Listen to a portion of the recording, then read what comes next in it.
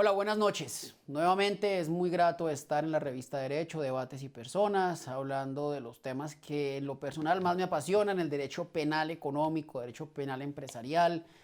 Es lo que me gusta, es lo que hago, es lo que hacemos en la oficina casi todos los días. Hoy quiero hablar de un tema que a mí personalmente me genera muchas dificultades porque no comparto, filosóficamente hablando, no comparto la existencia de este tipo de figuras, de este tipo de personas, pero que, bueno, es lo que tenemos, es la ley y es la que hay que cumplir. Me refiero al oficial de cumplimiento. Respeto profundamente a muchos oficiales de cumplimiento, a grandes amigos, alumnos, colegas, pero no puedo empezar sin decir que he sido crítico de los programas de compliance, de cumplimiento, porque, y lo he sostenido en diferentes escenarios, no es otra cosa, la existencia de programas de cumplimiento al interior de la compañía, no es otra cosa que trasladarle a la compañía, es decir, al particular, los costos de la incapacidad del Estado de adelantar de manera adecuada las investigaciones y le trasladan, pues, por supuesto, vía decreto, vía norma, a las empresas unas funciones que en muchos casos son casi que investigativas. Pero bueno, esa es una crítica que he hecho y que seguramente nadie oirá y pues he sido derrotado en todas partes porque la prueba es que cada día tenemos más compliance y más oficiales de cumplimiento y más normas de cumplimiento. Entonces, hoy quisiera hablarles de la figura del oficial de cumplimiento en el derecho penal corporativo particularmente. El oficial de cumplimiento, que tiene diferentes nombres, algunos en inglés le dicen el Compliance Officer, otros le dicen el Chief Compliance Officer, otras personas le dicen el veedor, el auditor, el vigilante. Digámosle, el oficial de cumplimiento es la persona encargada de verificar que la empresa no sea utilizada para cometer actos poco éticos en algunos casos, pero por lo menos ilegales, de trascendencia penal. Tiene una creación anglosajona en muy buena medida. El Compliance Officer ya es una figura de hace bastantes años, muy vinculada al auditor externo de los años 80, 70, que empezaba a verificar que la compañía, que al interior de los fenómenos económicos, contables, financieros y jurídicos que suceden día a día en las compañías grandes, pues no se prestara la compañía para la comisión de delitos. Y esas normas, digamos, esa práctica judicial o esa práctica, digamos, corporativa, más que judicial, quizás me equivoco, es una práctica corporativa más que judicial, fue llevando a que el Estado impusiera esas cargas muy pesadas en algunos casos y generara normas de cumplimiento que deben ser atendidas, insisto, por las corporaciones.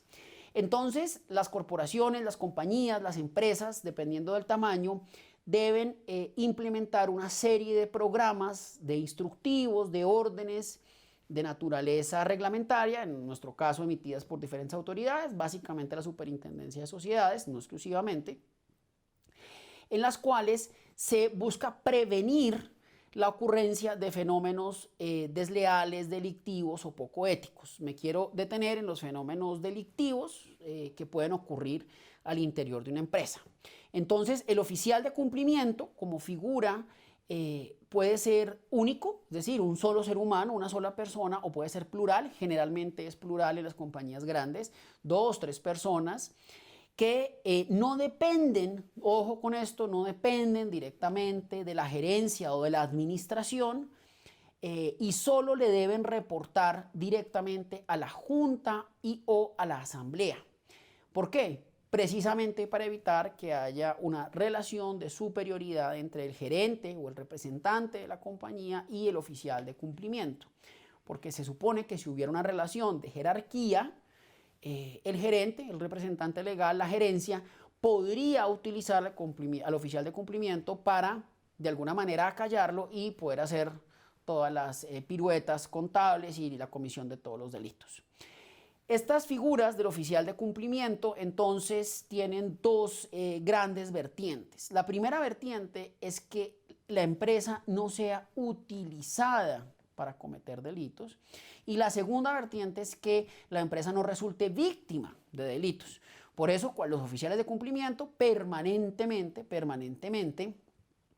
están vigilando, requiriendo información sobre las transacciones que se hacen con terceros involucrados con la compañía, proveedores, contratistas, empleados y en general personas que tienen relacionamiento con la empresa. Insisto, el oficial de cumplimiento busca que la compañía no sea un medio para la comisión de delitos y que la compañía no sea víctima de la comisión de delitos. Tiene pues como esa doble función. Ahora bien, entremos en este asunto que a mí me parece que es el de relevancia y es la posición de garante que puede o no puede tener el oficial de cumplimiento y su rol en la prevención del delito o por lo menos en la persecución del delito. Alguien me dirá, pero un momento, los particulares no persiguen delitos. Cierto es, los particulares no persiguen delitos, pero el oficial de cumplimiento cada vez más está desempeñando un rol de recaudo probatorio, que a mí me parece que eso es muy importante, de prevención de la comisión de delitos. Y yo creo, a diferencia de lo que sucede, por ejemplo, en el ordenamiento español, donde el oficial de cumplimiento no está obligado a presentar la denuncia penal, yo sí creo que en Colombia existe un deber de denuncia a cargo de los funcionarios de la compañía. Ya nos adentramos en esa materia.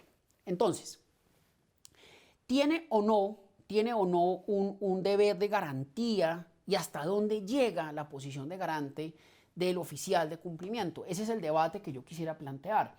En lo personal encuentro serias dificultades dogmáticas en torno a cuáles son los delitos que debe prevenir el oficial de cumplimiento, porque con base en ello, es decir, con base en el catálogo de delitos que escojamos, que debe prevenir el oficial de cumplimiento, podremos sí o no endilgarle una posición de garante. Por ejemplo, el oficial de cumplimiento está obligado, y son preguntas que por supuesto no van a tener respuesta hoy, pero son preguntas que van a fomentar el debate.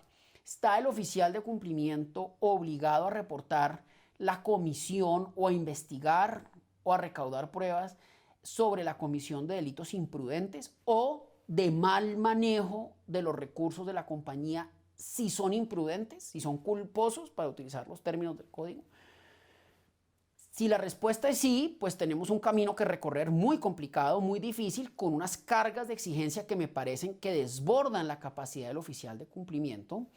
Si la respuesta es no, entonces tendremos en relación con ese tipo de delitos, pues por supuesto una inexistencia de esa posición de garantía entre el oficial de cumplimiento y la comisión de esos delitos y digamos, creo que ahí yo me la juego por creer personalmente que el oficial de cumplimiento no tiene ninguna obligación en torno a los delitos imprudentes que pueden suceder en la compañía. Ahora bien, en relación con los delitos dolosos, ¿a qué tipo de delitos dolosos nos estamos refiriendo? A los que ocurren al interior de la compañía porque la compañía ha sido utilizada para cometer delitos en favor de terceras personas, o los que se cometen y afectan el patrimonio de la compañía siendo la compañía víctima, porque también son dos escenarios distintos. El oficial de cumplimiento se instituyó como figura para prevenir inicialmente que la compañía fuera utilizada para cometer delitos. Pero esa es una realidad, pero no es la totalidad de nuestra realidad. Lo que sabemos nosotros es que muchas veces la misma compañía, por diferentes escenarios, por diferentes factores, por diferentes circunstancias, es maltratada en su patrimonio por el propio devenir de los empleados, de los administradores, de los socios, tanto así que nosotros aquí en Colombia, por ejemplo, tenemos el delito de administración desleal, por poner un solo ejemplo. Entonces, fíjese cómo tenemos dos caracterizaciones distintas de delitos. Los delitos que afectan a la sociedad y los delitos que se cometen utilizando la sociedad como medio. ¿Tiene posición de garante el oficial de cumplimiento en esos dos escenarios? Yo creo que sí. Yo creo que de alguna manera existe un deber en cabeza del oficial de cumplimiento en torno a ese tipo de delitos, esos dos tipos de delitos. Sin embargo, me asalta la duda dogmática de cuál es el título que nosotros le podemos, o cuál es el título a través del cual nosotros le podemos exigir responsabilidad al oficial de cumplimiento, y desatendiendo el oficial de cumplimiento sus deberes, cuál sería la responsabilidad a imputar y a cuál título. Vamos a poner un ejemplo que sucede con toda frecuencia. Una compañía X es utilizada para blanquear dineros provenientes de actividades ilícitas, supongamos de narcotráfico, caso clásico de manual. El oficial de cumplimiento se percata de esas operaciones y decide guardar silencio.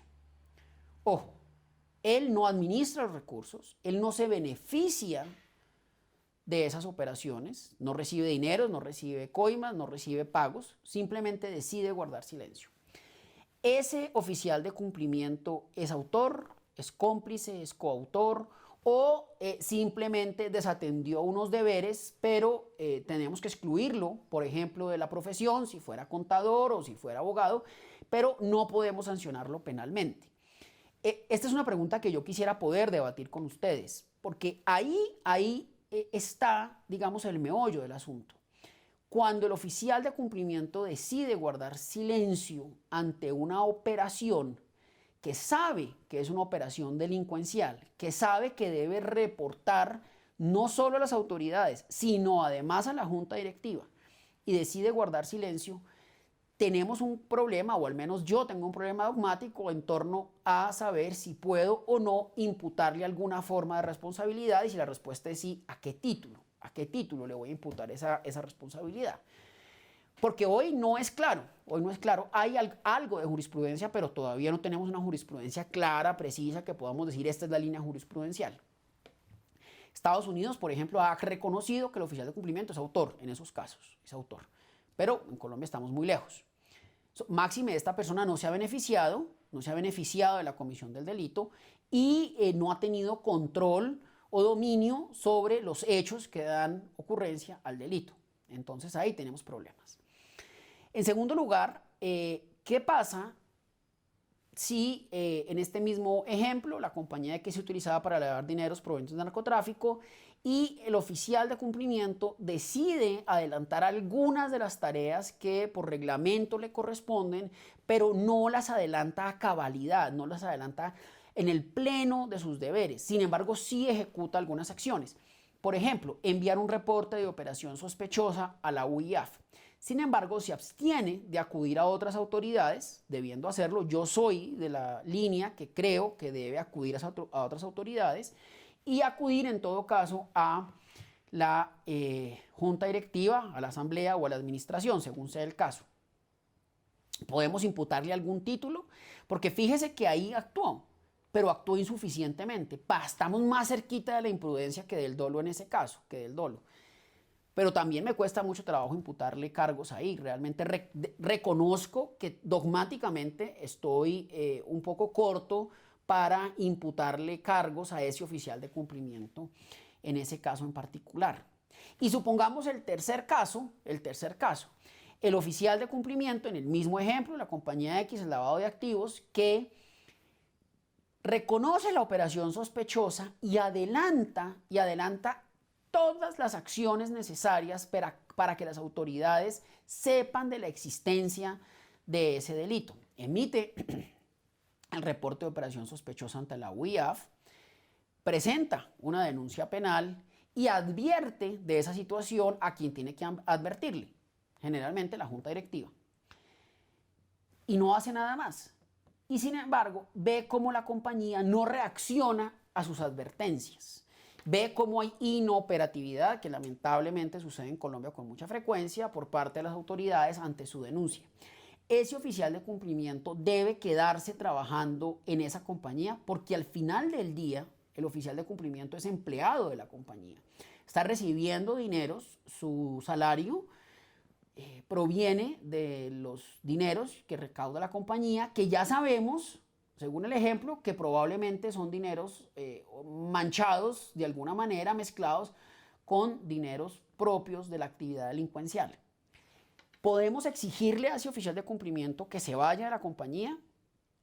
que siga trabajando, pero que todos los días envíe un reporte de operación sospechosa y todos los días presente una denuncia por unos hechos que ocurrieron, pero que no han vuelto a ocurrir.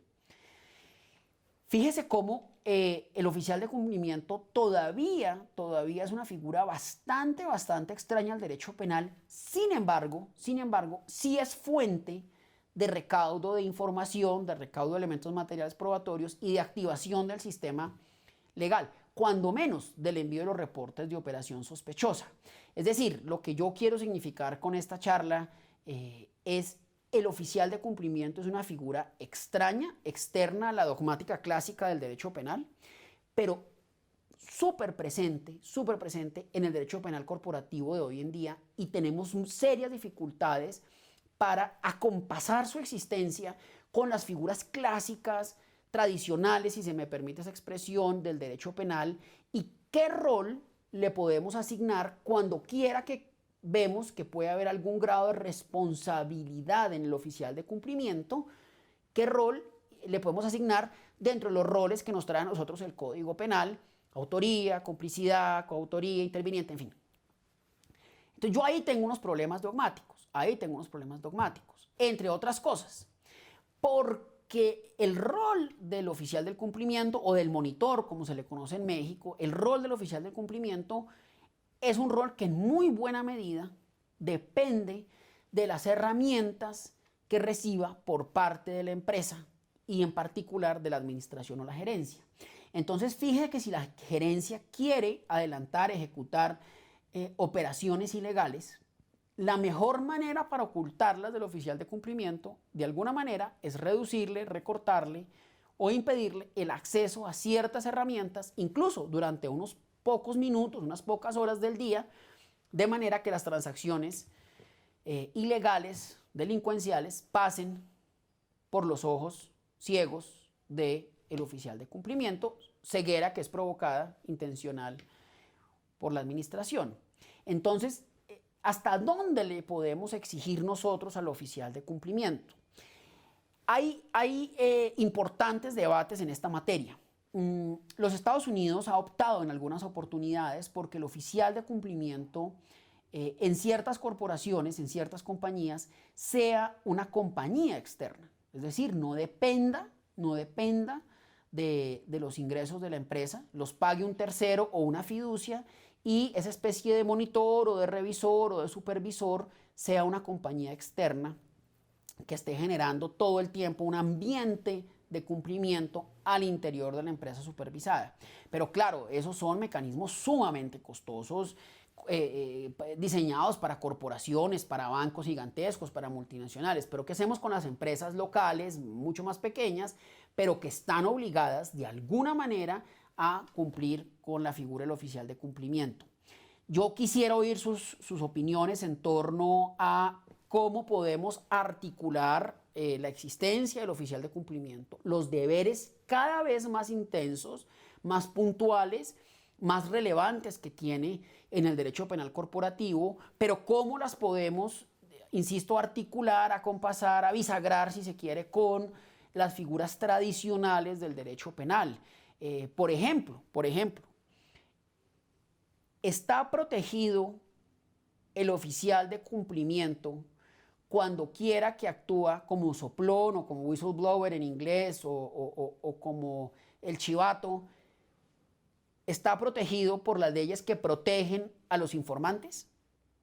Porque si partimos del supuesto que es un empleado de la compañía, quiere decir que le podemos dar por terminado el contrato en cualquier momento.